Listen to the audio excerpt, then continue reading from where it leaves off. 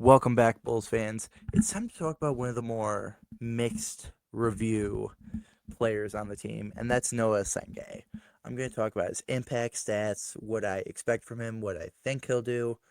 You know the drill by now with these prediction videos. But first, I want to know, are you excited for this upcoming season? Let me know if you are by hitting the like and hype button down below. So, even as a Noah believer and supporter, I can face facts and admit last season, his rookie season, was an utter disaster. I mean, 3 minutes per game in only 2 games in the NBA. No stats outside of a steal in those 2 games. Separated his shoulder, had to get surgery for that. I mean, the injuries on top of Billy's allergy to playing rookies really just kind of produced one of the weirdest and most upsetting rookie seasons in Bulls history in my lifetime. But I do want to point out that he did show a lot of promise in the G League, averaging 23 points, 8.3 rebounds, 2.8 assists, 1.3 steals, and 1 block per game in 4 outings. As I'm sure everyone remembers, I mean, Billy's method, he would send you down to the G League, have you play a game, do a week of practice, call you up, throw you on the bench, not play you, and then rinse and repeat. But in those G League performances, he did show a lot of potential, did show that there's a lot to work with there. And like I said, we all know he got injured, so only was able to play 2 games in the NBA last year, in games he actually got called up in. And I saw reports that the shoulder had been bothering him for years beforehand. So this year being his first truly injury free season in years, I think will produce some decent stats. And I do want to add this point of his stats aren't going to jump off the screen by any metric. But I don't think that's a bad thing, because if you think about it, he only played 2 games in the NBA, 4 games in the G League. He's basically a rookie. So I say, I know I will personally, but I say we as a collective just treat this like a true rookie season when evaluating him.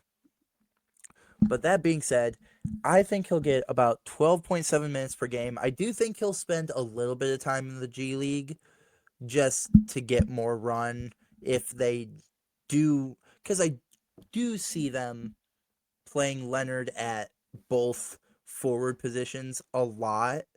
And I do think Swain is going to get a decent amount of small forward minutes as well. So if he's not really getting minutes, I do see them throwing him in the G for a couple games. But overall, I'm kind of just thinking 12, 13 minutes to start. I do think it will be more, but you know me, I'm always a little bit conservative with the predictions.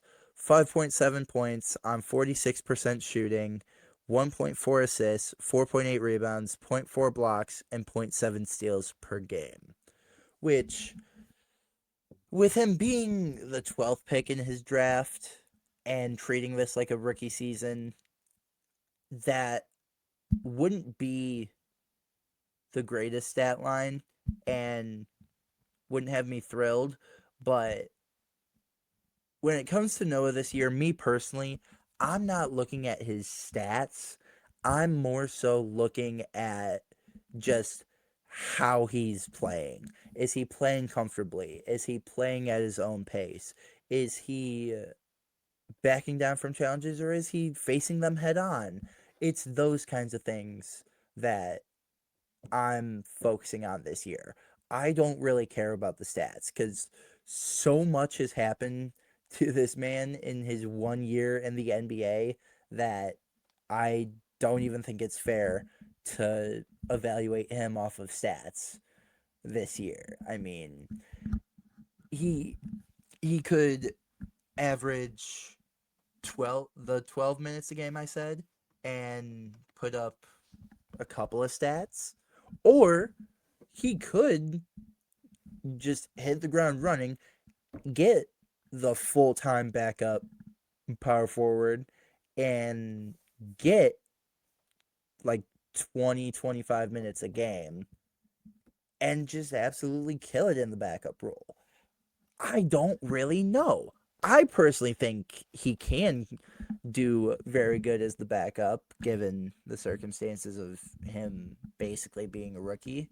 But I mean, it's just such an interesting time, and I just Noah's such a weird case because I had been following him before the league because one of my buddies is a big Noa Essengue fan and was always talking about him. So I looked into him a lot in the pre-draft process because of that, because I had all the film and stats readily available because of that friend.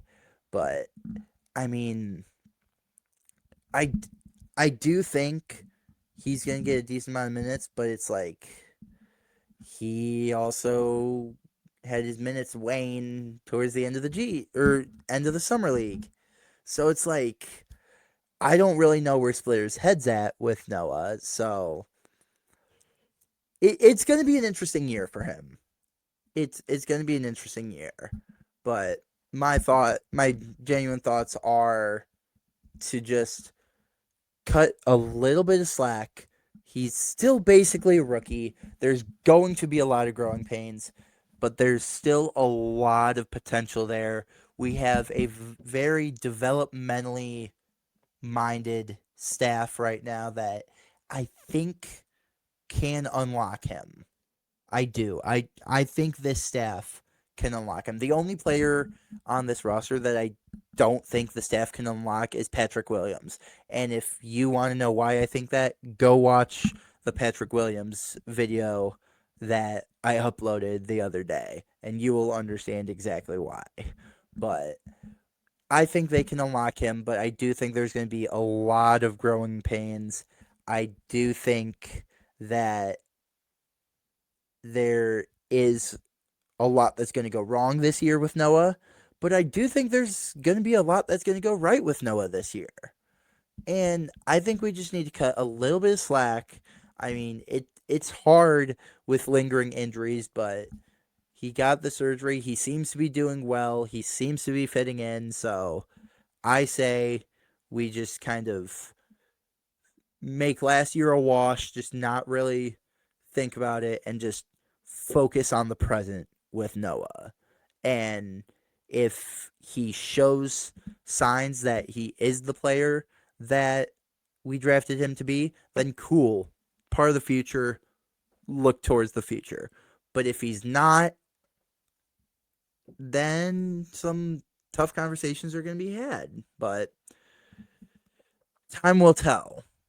But I want to know what you think. How do you think Noah will perform this season? Do you think he'll be great? Do you think he needs more time to develop? Do you think he needs to be in the G League for most of the year? What do you think? Let me know down below. Please make sure to share and subscribe. We're almost at 1,900 subscribers. We're only 3 to 4 away, which is still crazy to me. You guys are truly just the absolute best fan base I could have asked for. We absolutely love you guys here. Thank you for joining us. Not even just today. Thank you for always joining. You guys are always showing up, always showing out, whether it's TikTok, Instagram, Twitter, here on YouTube. It doesn't matter the platform.